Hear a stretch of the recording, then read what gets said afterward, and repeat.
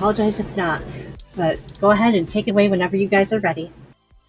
Alright. Hello everyone, my name is Ulvind, and welcome for this wonderful game that is Toree 2. Keep in mind, I will be playing this game on the Switch. It also is on PC. The objective of the game is that we were enjoying our nice ice cream as this little bird called Toree. And the evil Glitchy actually took our ice cream and basically ran away, so we have to run after her. So yeah, special feature, it's a bird. So we will be doing these 9 stages. It's a pretty short game, hence the 18-minute estimate. We will be starting with this level, Torch Tower. It's one of the hardest levels, so it helps me pretty much get away with the hardest level first. And also it's easier for menuing. It's pretty much faster for menuing as well. So, we are ready when you are, so tech, get ready to start in 5, 4, 3, 2, 1, start. And yeah, so as we can see here, we have our little Toree with his adventurer hat, like we could say, Indiana Jones style. There we go. So it's a pretty fun game, also a pretty technical game, as you can see, pretty height jumps that you have to negotiate. Here, I need to focus a little bit. There we go. There are going to be a lot of those pretty tight jumps all over the place during the run. There we go. And as you can see, end of the first level already. Some of the levels are going to be pretty short, like in the 1-minute range short. Some of them are going to be a little longer, and the final stage, I won't spoil what's happening in there, but yeah, the last stage is actually the longest. There we go. So here we are in this stage right here. We changed a little bit of aesthetic. We're more on this sprawling city with skyscrapers all around. Our objective will be, of course, get to the end. We have this this little checkpoint that we passed here, this little flag. When we actually pass through the flag, or near the flag, it actually gives us a checkpoint that we can return to if we fail. It's definitely useful in some stages, especially since they tend to get pretty hard. But right now, it's not a massive issue.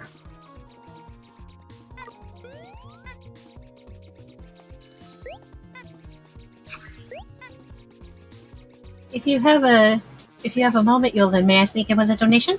Yeah, sure, go ahead. Okay. So Jen the Bug donated $5, thank you. With a comment of abortion is healthcare, furries are friends, and I appreciate all the hard work going into this marathon with another kitty smiley face. So thank you very much, Jen, for that donation. Yeah, keep donating for this cause. Please, folks, please. There we go. So we are off with the second stage of the run, so we can proceed with Sky Station. A pretty short level here, about 50 seconds to a minute. And already some pretty tight turns. You're going to see right there, we're going to... There we go. Pretty much do 180 degrees here, or even more, 270, to be sure to get... Oh god. To be sure to get to where we want to be as fast as possible. There we go. And this passage is pretty tight. Oh, yeah, this passage is actually pretty tight, so I have to focus a little bit. But we will be fine to not run into any enemies. The checkpoint is raised, which means if we fail this part, we will be back to the earlier checkpoints, which is fine. And here we go. There is going to be a lot of those, like, really tight turns. So I have to be pretty cautious of not doing any mistakes. Palm Tree Paradise. So here we changed a little bit of scenery. You can see we are on this pretty nice, well, pretty nice station. And as you can see, you're starting to notice something in the background. Yes, this is actually a giant squid that is pretty much chilling right in the water, right beside us.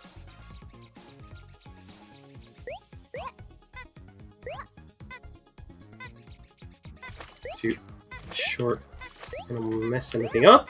There we go. Well negotiated.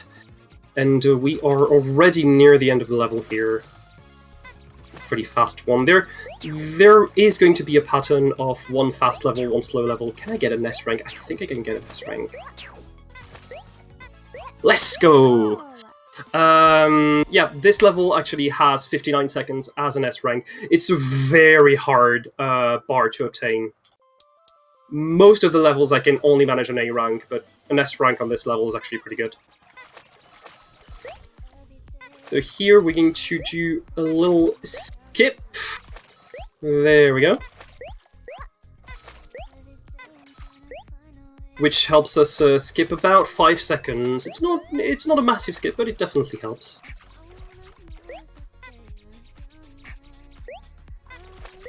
And we have these little ducks, mechanical ducks, that can definitely trip us up, so we have to stay cautious. Oh, there we go. There we go. We're going to gear up the jump scare. Ooh. And there we go. We have the chick one here. We're getting some donation love for this game. Oh, yeah. Continue. Go ahead. All right. So Quasi Otter donated $10 with the comment of ice cream. Yeah, definitely ice cream. Especially in those times where it's actually pretty hard outside. Oh, an S rank. Oh, okay, that's the first time I got an S rank on this stage. I'll take it. Congrats. Yeah. So, Lunar Lasers. We change aesthetic once more. We are in space right now.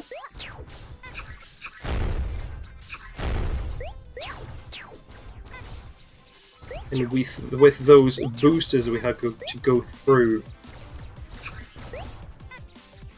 I've got another donation from your community if you're ready for it. Go ahead. Alright, so Joey, with 2 E's, donated $5. Donate to wish Ulvind the best of luck on the run and to donate to a good cause. Abortion should be unassailable right and shouldn't be able to be taken away at the whim of a court or some justices. Keep up the great work, FF team. Yeah, thank you very much. Thank you. Keep them coming, folks.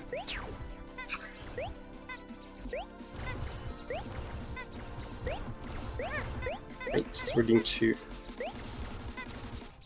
arrive on this part right there, which is a little bit tricky. Is that supposed to be Majora's Moon in the background? I don't know. I don't know exactly what it is, but... Y'all are playing so many indie games, and I'm just seeing so many callbacks to other games, and I'm just like, okay, this is definitely a Sonic wannabe. That's Majora's Moon in the background. I mean, it's, so this game was released in 2020, I think. And one of the things that defines this game is that this game is actually for $1. You can get this game for $1 on the Switch eShop and on the Steam store. And trust me, it's definitely worth your buck. I might have to make sure that we pick this up for my Sonic fanboy of a husband. Alright, here we have to go down this. Not much time lost, we're good. And there we go. We're continuing on this journey through space.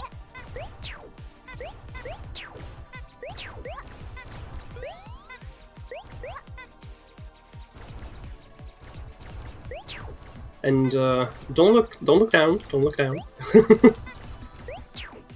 Okay, we're going to focus a little bit because it's pretty easy to miss it.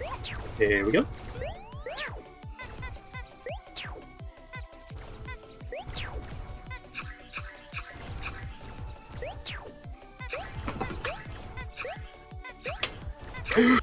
Oh, that was, yeah, I missed it. Ah, that's unfortunate. Yeah, I completely missed the last. It wouldn't be a marathon if we couldn't just say that's never happened before.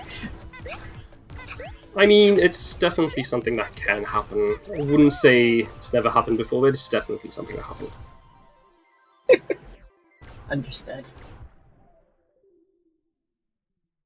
Alright, Pyro Palace. So we are on that Indiana Jones aesthetic again.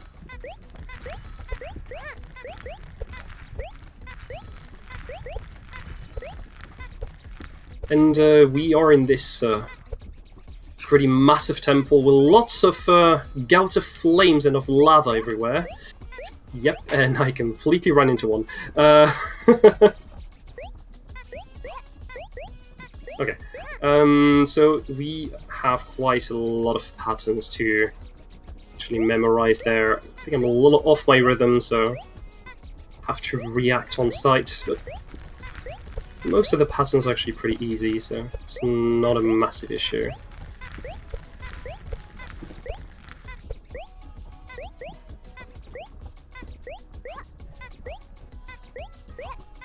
Okay. Ooh, yep, okay. I was right near the checkpoint, so it's not a massive loss.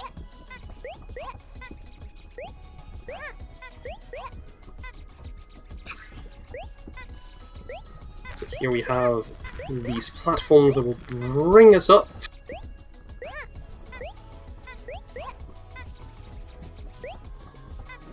Oh my god, I don't know what I was doing here. Yeah, that's a pretty massive loss here, about 30 seconds. But normally we should be definitely within the estimate.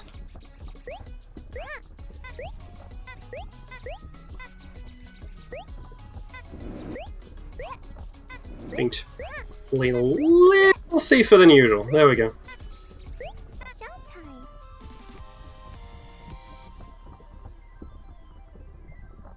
Alright, and we are already at the last level. It's home. Well, which home? Well, the home of Glitchy. And as you can see, it's definitely welcoming, I guess.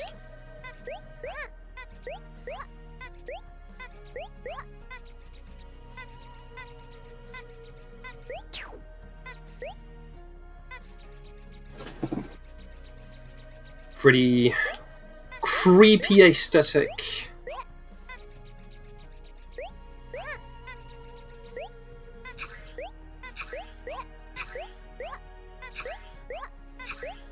Okay.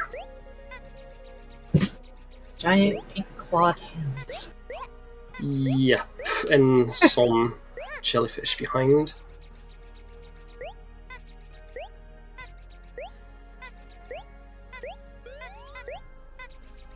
And yeah, that's actually the moon from Zelda on the side. I thought so. Oh, now we have creeper blocks. Or okay, they look like creeper blocks. They're skull faces. Okay, I'm going to focus a little bit because this final boss, which is this is the twist. We have a final boss on this game. This final boss brings the 4 elements that you saw across the 4 stages. Okay. Good one. Let's see what we have. Okay, we have lava for this one. Because each of the 4 bubbles brings to each of the 4 worlds that you played. You have to hit the boss 7 times in total. There we go. So we have this first phase finished. And we have the second phase that is right after. Yeah, no, I'm going to dip on this one. Yeah, because most of them are actually really weirdly put, because they stop pretty much when they get close to you, which means they can be at a really weird spot.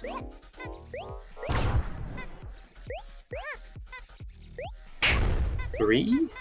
I did not I did not know that we were going to be possibly also implementing bubble strats into this game. Alright. Using bubbles to beat the end boss.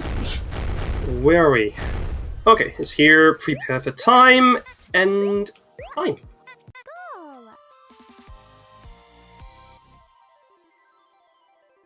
Yeah, that was not exactly a bad time. We're in the 1420s, which is about 50 seconds off my PB. But yeah. It was a marathon, and you did get S rank at the end, so hey, still a GG. Still a GG. And it was still, and we got the ice cream indeed. We got the ice cream at the end. But look, we're actually sharing it. Because we're good like that. And there we go. So that was the game. It's definitely on the short side, but it's definitely a pretty cute game, a pretty neat game as well. If you want to get it, it is on the Switch and on Steam for $1, €1. And yeah, don't hesitate to get it. Every game by Ciactro, which is the dev of this game, who made quite a few games, because of course, Toree 2, as it stands, as a sequel to a game called Toree 3D, and the developer made quite a few other games, including Macbat 64, which is kind of clone of Banjo-Kazooie, I guess. It's a pretty interesting game. So yeah, thank you for inviting me for this marathon, and keep on donating, keep on rocking, and yeah, see you next time.